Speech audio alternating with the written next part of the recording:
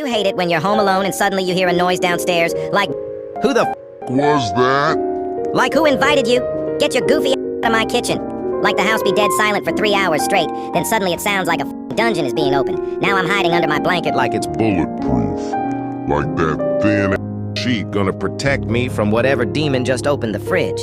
I'm walking around with a hanger in my hand like I'm about to square up with the boogeyman. Talking about who's there, like I want a response. If something says me, I'm out the window. No shoes, no socks. I'm starting a new life.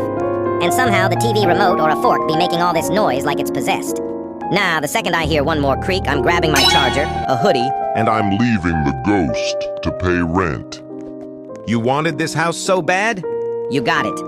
Don't ask me for Wi-Fi, bitch.